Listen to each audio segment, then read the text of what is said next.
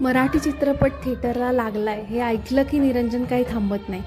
तो any time tickets काढून booking करून मला नुसतं सांगतो की आपल्याला आज जायचं आहे. पण आज वेगळं फिलिंग जास्त का होत्या, कारण आज मी प्रियंजनाला सुद्धा घेऊन जाणार होते त्या पिक्चर बघायला.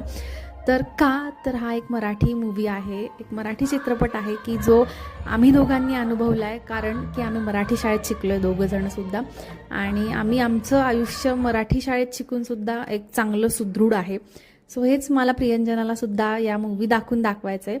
आणि तिचा फर्स्ट एक्सपिरियन्स होता हा सगळा. सो आम्ही पण एक्सायटेड आहोत. मी तिला छान छान आवरती आहे. त्याच्यानंतर ती पण खूप एक्सायटेड आहे. तिकीट्स काढले होते ऑलरेडी. तिथे पोचलो. ऑफिस नंतरचा शो घेतला होता मुद्दामून, कारण मग रात्रीचं बघायला गेलो की रिलॅक्स असतो आम्ही सगळे पण. आणि सॅटर्डे संडेचं बुकिंग करायचं म्हणलं की खूप गर्दी असते तिथे, त्यामुळे असं ऑड डेलाच बुकिंग केलं होतं.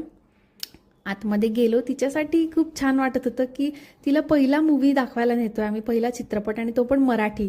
त्यामुळे थोडंसं छान वाटत होतं आणि तिने पण छान एन्जॉय केलं. तिला कदाचित काही त्याच्यातलं समजत नसेल, पण तिने तो खूप एन्जॉय केला.